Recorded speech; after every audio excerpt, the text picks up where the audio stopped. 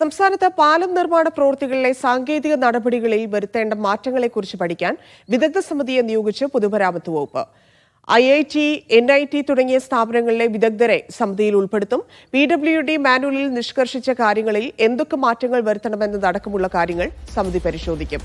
പാലം നിർമ്മാണ പ്രവർത്തനങ്ങളിൽ അപകടം സംഭവിക്കുന്ന പശ്ചാത്തലത്തിലാണ് സമിതിയെ നിയോഗിച്ചത്.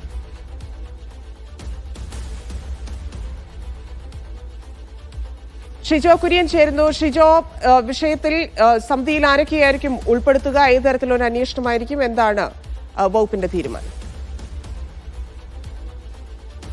ധനിയ, ഇപ്പോൾ ഇങ്ങനൊരു വകുപ്പിനെ പൊതുമരാമത്ത് വകുപ്പ് നിയോഗിക്കാനുള്ള സാഹചര്യം നമുക്കറിയാം. സംസ്ഥാനത്ത് ഈ കഴിഞ്ഞ കുറച്ച് നാളുകളായിട്ട് നിർമ്മാണത്തിലിരിക്കുന്ന പാലങ്ങൾ തകരുന്ന ഒരു സാഹചര്യമുണ്ട്. നേരത്തെ കൂളിമാട് പാലം തകർന്നിരുന്നു. അതുമായി ബന്ധപ്പെട്ടുകൊണ്ട് അന്വേഷണമൊക്കെ നടന്നു വരികയായിരുന്നു.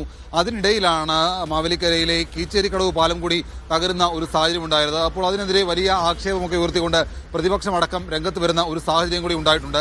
അപ്പോൾ അതിനിടയിലാണ് ഇപ്പോൾ ഇങ്ങനൊരു വിദഗ്ധ സമിതിയെ നിയോഗിച്ചുകൊണ്ട് സംസ്ഥാനത്തെ പാലം നിർമ്മാണങ്ങളുടെ പ്രവർത്തനം സംബന്ധിച്ച കാര്യത്തിനകത്ത് എന്തെങ്കിലും തരത്തിലുള്ള വീഴ്ചകൾ ഉണ്ടായിട്ടുണ്ടോ, എന്തെങ്കിലും തരത്തിലുള്ള കാലതാമസങ്ങൾ ഉണ്ടാകുന്നുണ്ടോ, എന്തൊക്കെ പരിഷ്കാരങ്ങളാണ് വരുത്തേണ്ടത്, അപ്പോൾ ഇതടക്കമുള്ള കാര്യങ്ങൾ വളരെ വിശദമായിട്ട് പഠിക്കാൻ വേണ്ടിയിട്ട് പൊതുമരാമത്ത് വകുപ്പ് ഒരു വിദഗ്ധ സമിതിയെ നിയോഗിക്കാൻ തീരുമാനിച്ചിട്ടുണ്ട്. ഇതിനകത്ത് NIT, IIT അടക്കമുള്ള കേന്ദ്രങ്ങളിൽ നിന്നുള്ള വിദഗ്ധരായിട്ടുള്ള ആളുകളെ കൂടി ഉൾപ്പെടുത്തിയായിരിക്കും പൊതുമരാമത്ത് വകുപ്പ് ഒരു വിദഗ്ധ സമിതിയെ നിയോഗിക്കുക. അതോടൊപ്പം തന്നെ PWD മാനുവലിൽ നിഷ്കർഷിച്ചിട്ടുള്ള കാര്യങ്ങളിൽ എന്തൊക്കെ തരത്തിലുള്ള മാറ്റങ്ങൾ വരുത്തണം എന്നുള്ള കാര്യങ്ങൾ കൂടി ഈ വിദഗ്ധ സമിതി വളരെ വിശദമായിട്ട് പഠിക്കും.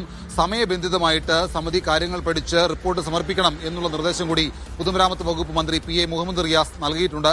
സംസ്ഥാനത്ത് തുടർച്ചയായിട്ട് പാലം അപകടം ഉണ്ടാകുന്ന സാഹചര്യമുണ്ട്. പാലം അപകടത്തിൽപ്പെടുന്ന അല്ലെങ്കിൽ പാതി നിർമ്മാണത്തിലേക്ക് പാലം തകരുന്ന ഒരു സാഹചര്യമുണ്ട്. അതോടൊപ്പം തന്നെ പാലം ഉദ്ഘാടനം കഴിഞ്ഞിട്ട് ഒരു വർഷം തികയുന്നതിന് മുമ്പ് തന്നെ തകരുന്ന ഒരു സാഹചര്യം കൂടി പലയിടങ്ങളിലും ഉണ്ടായിട്ടുണ്ട്. അപ്പോൾ ഇത്തരത്തിൽ എവിടെയാണ് വീഴ്ച സംഭവിക്കുന്നത് എന്നുള്ള കാര്യങ്ങൾ വളരെ കൃത്യമായിട്ട് പഠിക്കാൻ വേണ്ടിയിട്ട് കൂടിയാണ് ഒരു സാങ്കേതിക വിദഗ്ധ സമിതിയെ കൂടി ഉൾപ്പെടുത്തിക്കൊണ്ട്, പ്രത്യേകിച്ച് NIT, IIT അടക്കമുള്ള സ്ഥാപനങ്ങളിൽ നിന്നുള്ള വിദഗ്ധരെ കൂടി ഉൾപ്പെടുന്നതിന്റെ പ്രധാനപ്പെട്ട കാര്യം അതുകൂടിയാണ്.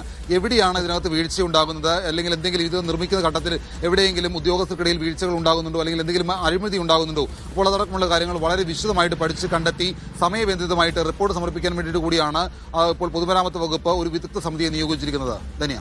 ശരി ഷിജോ.